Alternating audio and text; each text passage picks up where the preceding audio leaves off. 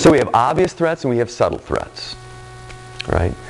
Let's talk about some obvious threats, because that's a good baseline. And I have a structure that's called the 6 A's of safety. So the 6 A's. What's that? Are you freezing?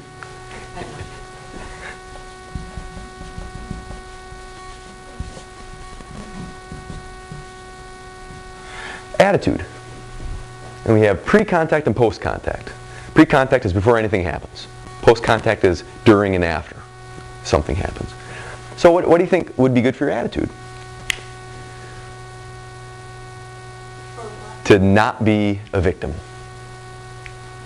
How do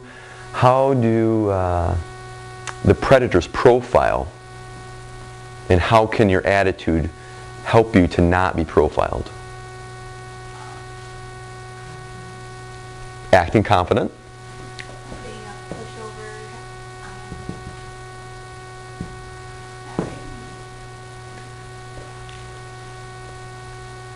Strong.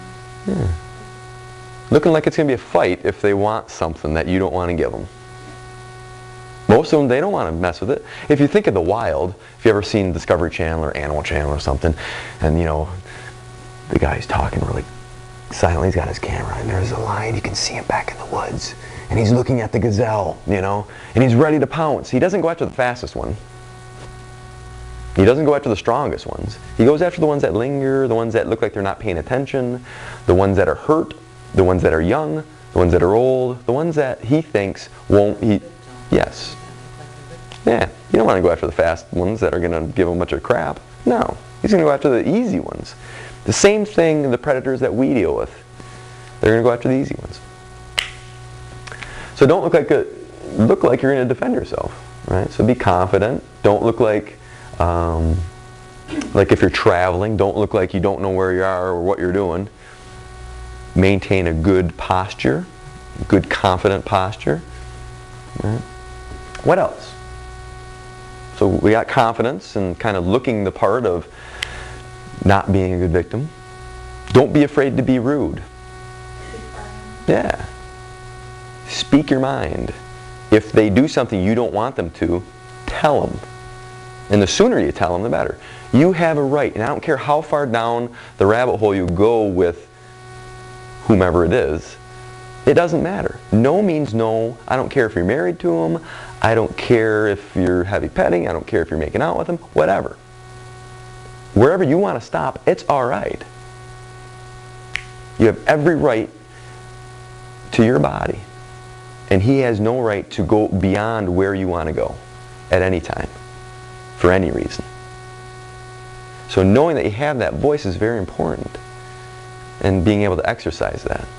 Don't even second guess yourself. Just get used to saying, hey, no, that's it. Name the behavior and cut it off there. What about your internal dialogue?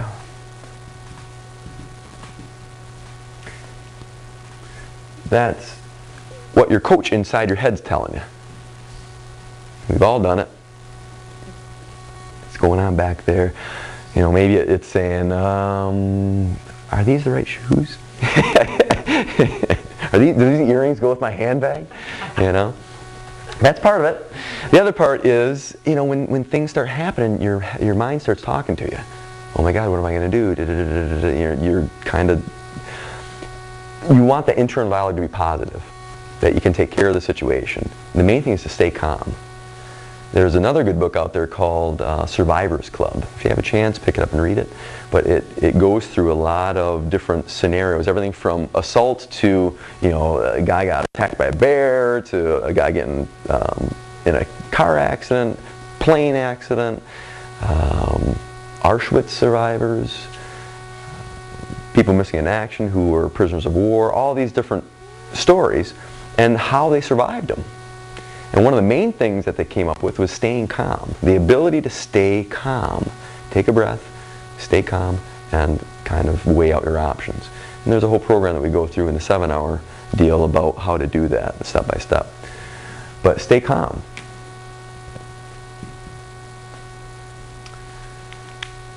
And then think positively. but not naively. Oh, he'd never do that. It's not really thinking positive. That's hopeful is not a plan. It's all right, but not a plan for escape. So attitude. And if something is happening, and let's say you have to go physical, never, ever, ever, ever give up. I don't care if you're hurt. I don't care if you're afraid. I don't care if you got stabbed. I don't care if you got shot. If you're not dead, you don't stop. 80% of the women who resisted being raped were successful in not getting raped. 80%. That's a huge percentage. Best case scenario is it doesn't happen. But if it does, how do we manage that risk? You know.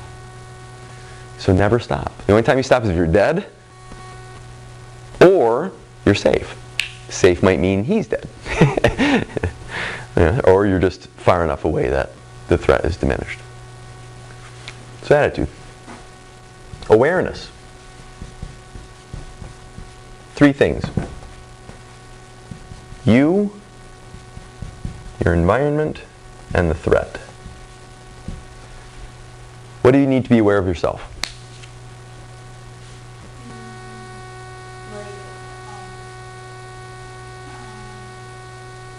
You talk. You never talk. Come on. Your ability. Yeah, absolutely. Your skills, your ability, what skill set you bring in. Maybe if you're hurt. Maybe if you look out of place. You're all duded up. You're going to prom or whatever, and you're down in the hood. I look out of place. That might not be. You know, if you stick out, you're more at risk. You know, daytime I often wear a suit. I live on Division. I live downtown. You know, there's certain areas I get into, I'm a little bit more mindful of how I look in the environment that I'm in. So what else? Maybe your emotional state, if you're upset, if you're distracted. You know, a lot of people get attacked when they're distracted because, again, just like that animal scenario, it's the, you know, the little gazelle who's over, hey, there's some nice, you know, nice patch of grass over here, and then the next thing they get pounced on by the lion, right? So try to be mindful. What about the environment? Again, this is more obvious threats. What about the environment? I didn't hear you. Yeah, absolutely. Who's around you? What, you know, what's their? What else? Why you're there? Yeah, maybe. Very much. Maybe why you're there. Immediate environment would be where your entrances, where your exits. How would you get out if you had to? What could be used as a weapon by you or by someone else? What could be used as a shield by you or by somebody else? What would obstruct you from getting out? Where are the good guys? Where are the bad guys? Is it daytime or nighttime? Is it 2 in the morning or is it 8 a.m.? You know, I will change my demeanor. You know, if I'm down in the hood at an ATM machine at 2 o'clock in the morning, that's a pretty obvious threat, right? Any ATM at night is, but there's certain areas that are even more. Well, like if you're walking in the bushes or something. Absolutely, yeah. That was kind of helpful Yes. to me at one time. Absolutely. You wouldn't walk too close to them because somebody could come up Yep. and pull you in and nobody would know it if nobody's around, so you walk so close. Absolutely. Yeah, where do you park your car? You know, you're parking in by the light, by the door, you're parking it way in the back 40. Are you in the parking lot? Back to that 14% statistic of rapes happening in parking ramps. So where are you going to go that's going to most manage your risk? Somewhere light, somewhere dark. Yeah. You know, somewhere light. Your mom knows. It's true. Yeah, think of obvious threats. Think of obvious things. If you're, maybe you have a job but where you get out late, have somebody walk you to their car or your car. Preferably somebody you know a little better. Another thing is by vans. Vans are very tricky, Yeah, yes. you know, yeah, you park by a van. Yeah. Or a van pulls up, or anybody that gets too close, be very mindful of.